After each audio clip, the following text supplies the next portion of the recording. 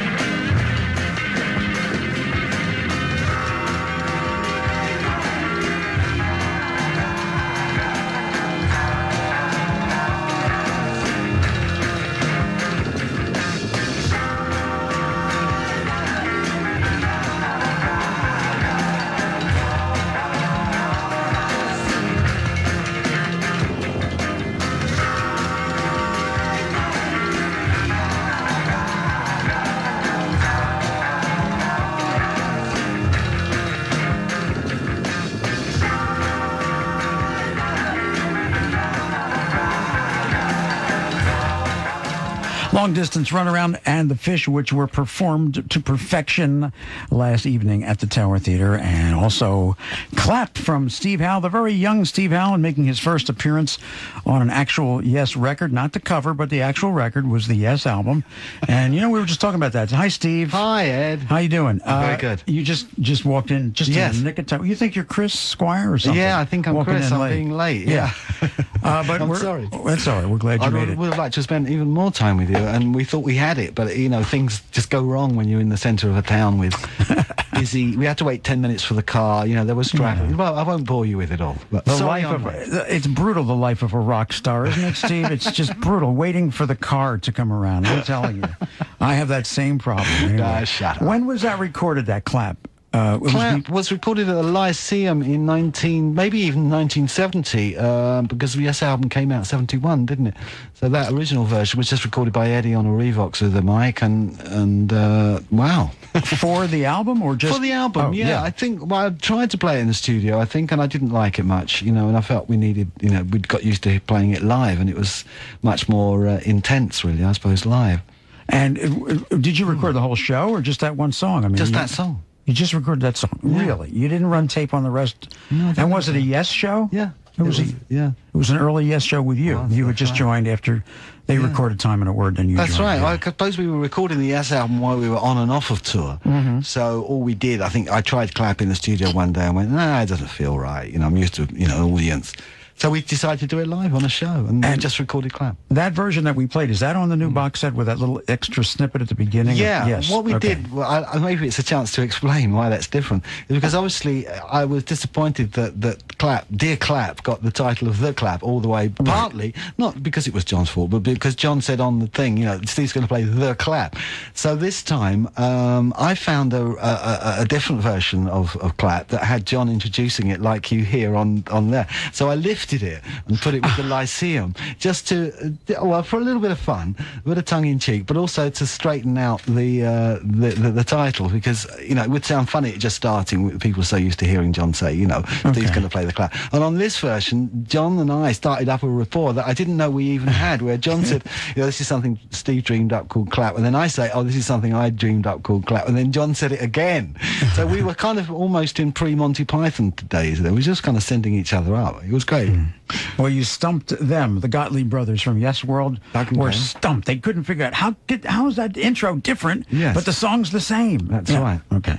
Well, that settles that. What a show last night, Steve. I mean, I don't think it was just me. I think it was an awesome show. No, it was a hot show. There was something, 10 seconds or 10 minutes or even 10 hours before the show, you don't know. I mean, your intentions are, you know that Philly deserves the best kind of Yes show that exists, but you don't know if you can do it. You don't know if the elements, if the moon and the stars and the people will all be, in synchronicity, if you like. And we were. I thought that Alan laid down that beat on Katru in such a way that I was like rocking straight away.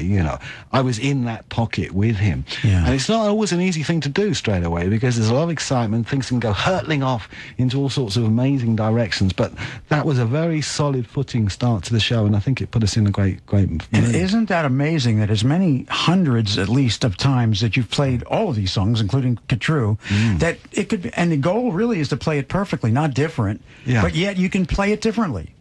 How is that possible? Well, I guess we really know those songs, really love those songs, and we're kind of, there's a kind of a way the group can play. John said it to me on the last tour, we can really go on and really pull together and work as one, and that is the key.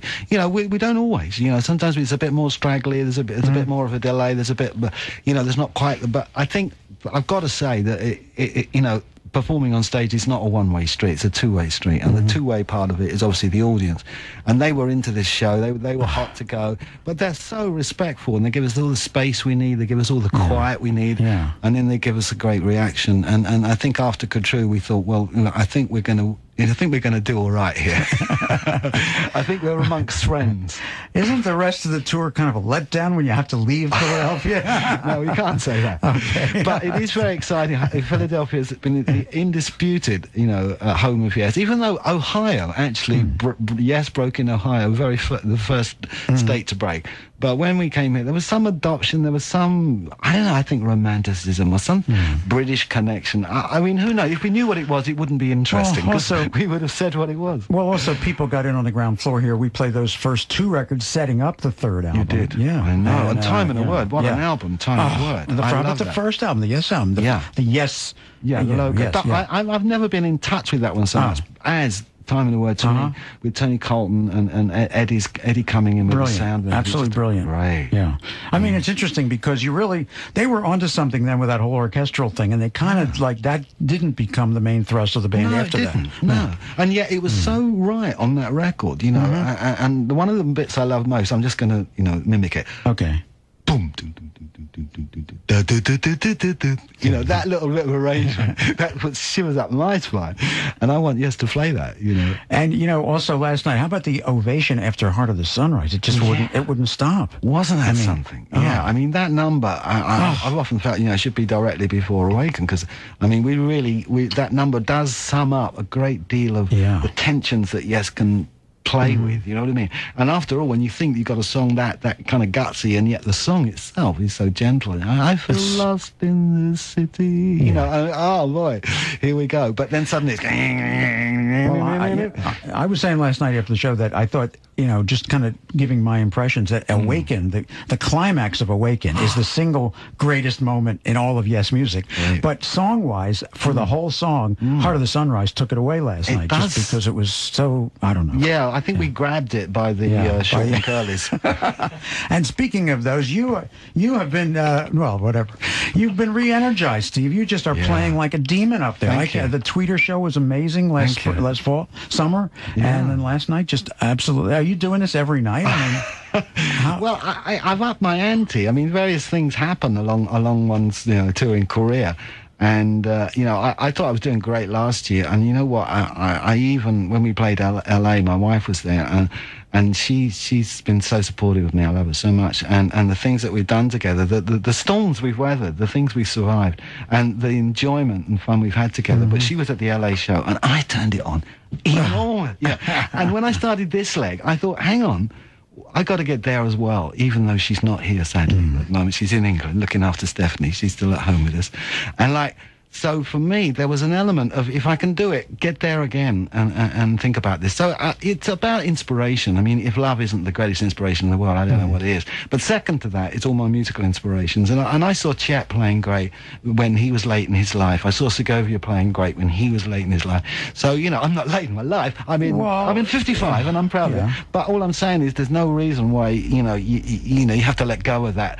On the front of the Asia sleeve, that dragon chasing that pearl. Warren Roger kind of told me the story about the pearl and the dragon and all this, how you chase. That's what I'm chasing too. I'm kind of chasing some betterment of Is it music. possible you're just getting better? I mean, as you get older... It's not for me to say. That's not for me to say. I mean, one would think that you've learned... The more you play this instrument, the more you learn. I tell you what, it's like the more questions you ask, the more you find out. The more questions you can ask, because you asked a few. You find that there's much more to learn. It's like that with music. You can think at a point you got a lot of things under your belt, but it's a mistake to think about that too much. What you got to think about is that there's so much you don't know, and I think it's that quest, that hunger that I've still got, and my love for the guitar is enormous, and my rediscovery of not only guitars I own, but guitarists that I like, and people who've inspired me, particularly Martin Taylor and Steve Morse. They've inspired me a lot because they're people who enjoyed my work, but when I hear them play, it knocks me off my stool. Well, when I hear you play, you inspire me to never try to pick up a guitar, because there'd be no point. There's no point. You know how to do it. Well, I never will. I never will. One of the things I guess does push me along is that one thing I wanted to achieve was to create like my own style, which encompasses all guitar music from all over the world. By doing that's been my greatest quest in music, is to keep incorporating styles. So, I really get a kick out of that. And I think that when I play with Yes, I kind of walk on and I kind of think about all the different colours I'm going to make. Maybe there's going to be a Portuguese guitar, there's going to be a steel, These things keep me kind of like having fun with it. But some days I wish I just played one guitar and I didn't have the fuss of switching and changing. But that seems to be not always my right to keep it simple. I want to play a track from your new album before we take a break here. The album is called Skyline. It came out on the 5th, just last Tuesday. Yeah. And this track really grabs me, I guess because it's so first track. It's so majestic. It's very Yes-like in a way. And you sing. Yeah, a little. And where did this come from? Small acts of human kindness. Yeah, it's the one of the sentiments in this record is that sometimes peacefulness and restfulness and even a little bit of seclusion isn't bad for us. And the idea in that song particularly is that we're not all that conscious of how how easy we do things when we want to do them. And if we give that little bit of kindness to somebody, as small or as large it might be, then there's many ways of doing that. And I think in a way music is my offering of that. And I guess that's what I'm saying here, is that's why there are no more other lyrics to this song other than Small Acts of Human Kindness. Just the simplicity of that idea, I hope, puts an idea in your mind. Okay, we're going to play it. It's from Steve Howe's new album, Skyline. Steve Howe from Yes is here with us at Classic Rock 102.9 MGK. But first, this brief little interruption. It's a Yes weekend on Classic Rock 102.9 MGK. Be caller 9 right now at 215-263-WMGK. And you'll win a Yes prize pack, including a Yes DVD and CDs from Classic Rock 102.9 MGK.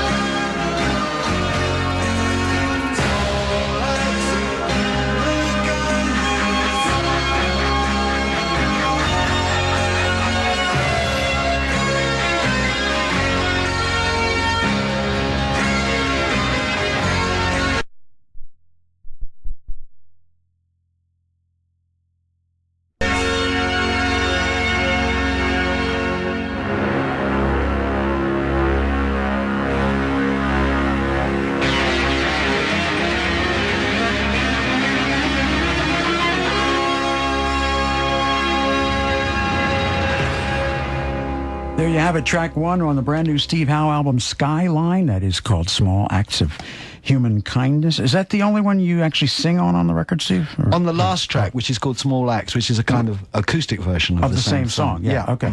Okay.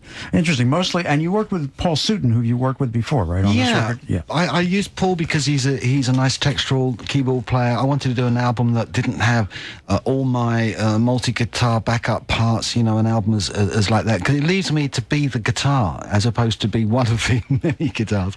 Well, you're known more for your guitar than your singing and your other well, I wasn't interested in doing a vocal album, but to bring the sentiment of a little bit of chorale singing, really. Yeah. Although I must say, I mentioned also last night that I thought that the sound you've got going is so great in the theater, because I could always hear like your vocals and Chris's vocals and Alan's drums and Rick's. Everything was separate and distinct. It almost like it was a multi-tracked, you know, Dolby kind of it was really good. Clean and wonderful. Well, that's nice. Great show. But I gush. It was a great. And how many times have I seen you in 31 years? A lot of times. You sing me more. You sing us more than most. I know, and yet it seems to get better and better. It was like it just flowed from beginning to end last night. Every minute of the show, there wasn't a minute of filler. It was just like on. You were on the entire. Well, it was funny because John said something like, "This is the best Yes selection we've ever made," or something. Something about the way we selected the songs. And, and as you said, the way Heart the Sunrise went down. It was all happening. And Close to the Edge. Awesome. And Awaken. And okay. We'll continue. We've got Steve Howe live in the studio here at Classic Rock 102.9 MGK. More coming up. There's no way out. Thanks to the lunch. All right, Classic Rock 102.9 MGK. Ed Sciaky here. Our last few moments with the maestro, Mr. Steve Howe. Hello, Steve. You're keeping your record going as my most interviewed human being. Oh, am I at the top of that league? I'm very flattered. We've done some long natters. I remember way back when we used to talk and hours would go by. And so we're on the radio. Oh, we forgot. Well, you're very articulate, Steve. You're articulate about your music and how you do it. I mean, how exactly do you, how do I learn to play guitar the way you play? I mean, you are, I can't even see your fingers, let alone understand what you're doing, you know, when you're playing those songs. Yeah. Well, do you know how you do it? No, not really. I mean, I don't know how some of the things came about that we wrote in the 70s, really. I mean, they still, they're a bit of a marvel to even us sometimes. But I guess my enthusiasm for the guitar, my idea about writing and arranging being very important, you know, the coming together of what Yes is, you know, people with minds that occasionally think on the same level. And certainly in the 70s, the way we collaborated, wrote, arranged, recorded with Eddie, that was a very, very interesting period. I mean, we went on without Eddie, but it wasn't as easy without Eddie, because he had masterminded a sort of way of balancing Yes, which is imprinted in the early records. So when you play them now, you're kind of referencing those records in a sense. I mean, the writing and the arrangements. Yeah, sometimes it's the sound you're really trying to get to, because one of the recognizable things about, you know, any music is the basic sound, and I think that, you know, it's good to attempt to keep some original sound, and I like it when Rick goes on his mini moog and he set it, you know, to his ear pretty much authentically how it was, and that is how it was. You know? So I think it's great having Rick back and having the dualism of guitar and keyboard front again, really strong, equally penetrating. And Rick's a great improviser too. So there's nothing he can't do, and there's not a lot I don't do. So it's a great thing to have in Yes is that power of keyboards and guitar. Because we were talking to Rick and Alan yesterday a little bit on the air while you were stuck in traffic, I guess, and basically saying how great it was to have Rick back in the band, because Alan's been there now. He's the new kid. He's been there for 30 years. 30 years. Yeah. Well, you're only 31 years, something like that, 32 years. Yeah. That's right. Only, but it's amazing that you, with all the personnel changes, about a dozen guys in and out, I mean, the band is still here. That's what is... By the way, I wanted to say that I am pissed at that Rock and Roll Hall of Fame. They just announced the nominees. They're okay. The Clash, Elvis Costello, The Police, the Righteous Brothers and AC/DC, but where the hell is Yes? Well, I mean, I am appalled at this. once I did something with them about psychedelia, and I gave them some bits and pieces from the 1967 group I was in, Tomorrow. Yeah. And, when I went to collect it one day, many months later, they said to me, you know, we're going to do a prog feature very soon, and obviously, you know what that means for Yes. You know, so I think it's coming. I hope it's coming. You know? You mean you would be inducted into the hall? You mean? You know, I mean, it's not really for us to say. No, you know, but I'm not holding the guy's arm up his back. You know, it's so. an outrageous bias, in my opinion. I mean, you can't. You know, it's not just you. There's other bands of that era that deserve it, but you certainly the most. Anyway, let me congratulate Kimsey Runyon from Elberson, Pennsylvania. He was the 9th caller. He got the Yes Prize Pack. He gets the new Symphonic Live DVD, courtesy of Eagle Records. He gets Steve Howe's new CD, Skyline. I've heard that's good. Have you heard that, Steve? It better be good. And a CD sampler of the new Yes box set. Plus, he's qualified for the grand prize, an autographed Roger Dean poster, the Yes box set, a special audio DVD. What doesn't this guy get? Yes is Symphonic. He doesn't get to live like Ed Sciaky. That was another contest. Okay. Right. And he gets a JVC DVD audio player available at Bob and Ron's Worldwide Stereo. Well, mentioning those things, you had a lot to do with the Yes box set, the new one. I did have a little in a bit word, to do with right? it, yeah. And what was the idea? Basically, a career retrospective. But how did you choose what went on there? Well, that was it. It was creating a small nucleus production team to get the idea with the guy from Rhino being David McLeese and the management being Jordan Bellion. And they kind of picked me because they knew I had a tape library. I had all the stuff that other people didn't have. And so I could produce a CD, you know, like 12 unreleased titles, you know, in a couple of days. So I did this, played them some stuff, and there was interaction. Then once we'd got a basic shape for this box set by process of analysis, really, like let's look at what the old box sets was, but let's be driven by that.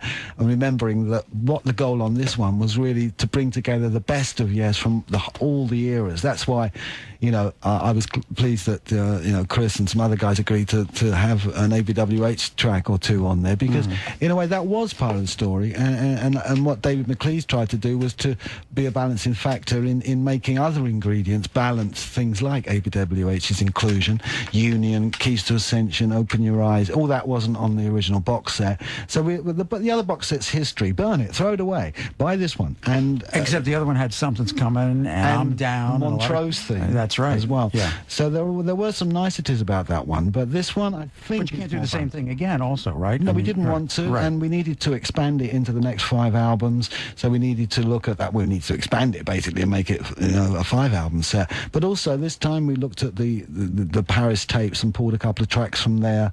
What happened with those tracks, some of them were very long, and there was not much work done on them. And what I did was try and shorten them by shaping them up into a listenable framework. It kept your attention all the time, and that was what I did, basically. But also the collaboration on the picking of the overall, keeping the overall plot. You know, it's almost like you had a brief. Let's stick to that brief, and the brief was the best of Yes. I was just looking on here. I see "Don't Kill the Whale," and I was reminded that you guys did a burnin' version of that last night, and that's funny because that's a song that kind of at the time some people thought was kind of silly, and now it sounds great. It sounds amazing. It's weird how we were doing songs like that. Well, it wasn't our kind of category really to do those songs, but were environmentally aware, and we were, you know, at that time, and that had a lot to do with us, you know, making. Any time you make a decision for yourself, any important decision, it has repercussions, good repercussions. So, you know, at that time, I think, you know, we went vegetarian, and I stayed vegetarian. The guys didn't, but I think it had a good effect on us to think about the value of well, as we should be, almost in awe of the value of nature. But just musically, that's song is so powerful. There's something about the instrumentation and the way it isn't amazing. like it isn't treated like a Yes track usually. Not it's at treated all. like a straight ahead song, and it's a thumping, rocking kind of song. And the message is clear. There's no deception about what kind of song this is. It's giving you the idea that we should. I mean, maybe it isn't the best song to play in Japan. Oh yeah, because they still wail over there. Well, you know what? I'm just going to play it. I don't care. How about if I play it? Yeah. And then we'll continue. We'll wrap it up with Steve Howe. Okay. Great. Classic Rock 102.9 MGK. I'm trying to cue it up here, but I can't get the ding. There you go. Let's see if we've got "Don't Kill the Whale."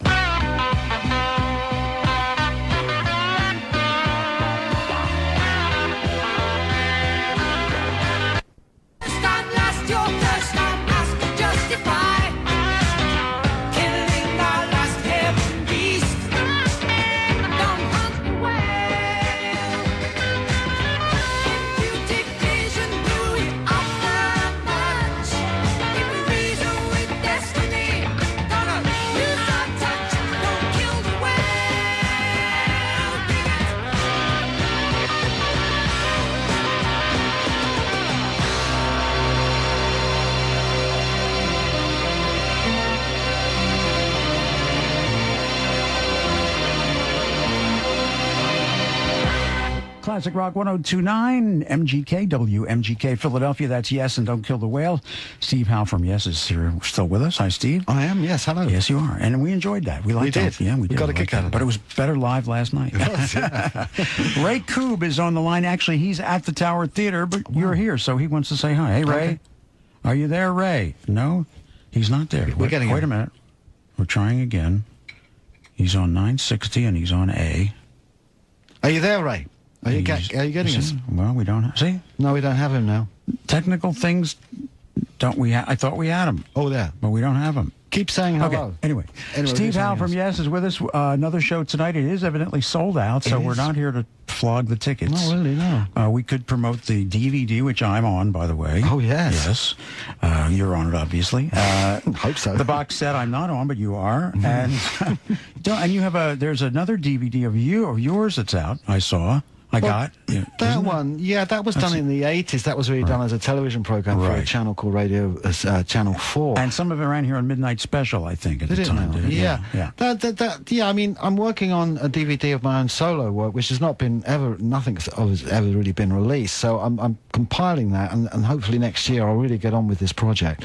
And but that one, is it called Careful with the Axe or something? Something like that. It's not as wonderful as I'd like to be saying. It's wonderful, folks. You also had a CD-ROM, an interactive CD-ROM, right? That's right. Steve Howe Interactive. That's a sort of bit of a lesson, a bit of a insight into some playing, and it was our first real experience of putting something like that together, and it went pretty well. It was done here in Philadelphia. That's right. And then you have you wrote a book about your guitars. That's right. And that was part of the CD-ROM project as well. It's because we thought that books, trees, books, that it's not as easy to get those as so we put it on a CD-ROM. And you write in a magazine column, right? That's right. I am doing that. How to Do It or something with Steve. It's in one of the guitar magazines called I think it's called How to Do It or something. Yeah. It's more of a fun thing, because of the way I learned to play the guitar. I learnt myself. I can't really pass on any sort of categorically right information. I can only say what's my experience, and experience counts a lot. So what do you do to keep busy, Steve? Like throw inside the Skyline as well, which has got my own the new CD. My own photos. That's right. In Skyline. You took your own pictures too. That's right. So I guess I'm you're a one-man industry. That's right. I don't know how you do it, and you still have time to play in Yes occasionally. That's right. I still have time to see my family. Unbelievable. I guess it all really does all fit into some sort of a plot, because I did just have a very enjoyable 2 months back in England without any real work pressures, which were either that were on me or that I put on myself, because earlier on in the year I'd done that a lot. In January and February I wrote a whole bundle of new songs, and then we kicked off touring, and I was I was recording the last tracks of Skyline. So I think the first part of the year I kept myself so busy. I just knew that when that first leg ended I had to call out, otherwise I would drop. Well, what motivates you to do all this? To be, you could just kind of sit around a lot more than you do, couldn't you? Take it easy. Yeah. I think there's a coming of time that you get enthusiasm, and it drives you a lot, and desire, need, and actually the feeling of achievement is one of the things that pushes me on. Like to feel that I've got to this point, and when I dreamed up what Skylines is, I wasn't content. I couldn't rest until I'd got that done. So before the last leg, I'd actually got that album finished, but I hadn't really developed the sleeve. So the only thing I had to finish up then was the sleeve. But musically, there's a lot of inspiration. But my love for my wife and my family is a constant fuel, because they're involved in all this. People don't know this. The public aren't supposed to know, but they're very involved in this, to my view, and they're part of it. And yet they're a kind of silent, invisible part, if you like, to the public. But for me, they're a very big reason why I do this, and why I try to do it so well. Is to just better what we have of potentials. Steve, I'm just tired talking to you about all this. I know. I don't know how you get the energy. You're amazing. You are amazing. Steve Howe, thanks a lot for coming by today. We're going to see it. Going to see it tonight at the Tower Theater. You're coming tonight, great. I'm coming again tonight. It's sold out, but I'll be there. And will the show be a little different? Alan and Rick said maybe you'll switch up a couple songs. Do you know? That might get decided at the last minute. Right. There might be. There won't be too many changes. I don't know how you can improve on the set. It was awesome. Okay, it was just awesome. Tell us about this one other track I'm going to play here. Resonance, I think you said. Resonance, track 7. Resonance, yeah, this is quite an unusual track, really. I get into a sort of hypnotic groove here with a pattern, and somebody said to me, "Oh, this guitar synthesizers," and I said, "No, this is actually a steel guitar with a 12-string electric." A lot of it is kind of coming together of sound, but the other thing I do on here, like I do a lot on Skyline, I play my 175 straight in the board with no amp, virtually hardly any effects, and so the spin-off on this track is that in the midst of all the guitar modelling and guitar coming together of different sounds, I just go straight with it as well, with a pure, can I say the word jazz on your station? Yes, a pure jazz guitar sound, because that's basically one of the sounds that I love so much. Because I am the last DJ playing what I want to play and saying what I want to say, like Tom Petty says, you know? Yeah. I'm very proud. I'm proud to be here with Ed Sciaky, because he's been with us so long, and we've joked about having spoken so much about so many topics. It's true. We even reviewed a John Anderson album together once. That's right. I mean, we've done all sorts of things. I had the album, and I sprung it on you, and you had to sit there and give me your opinion of John's. Yeah. But I forgot to ask you one other thing. Isn't Rick Wakeman the funniest member of the band ever? Oh, yes. No. He's just, he is the you know, he's got the comical twists in life, and he's got jokes up his sleeve, and sometimes, you know, he goes overboard, but it's lovely having Rick back. You know, we're all celebrating that this year. All right, here's Steve Howe. The new album is Skyline. It's in stores now, and this is called Resonance. And Ray Coops coming up next, live from the Tower Theater. Thanks again, Steve. Thanks, Sam. And here it is.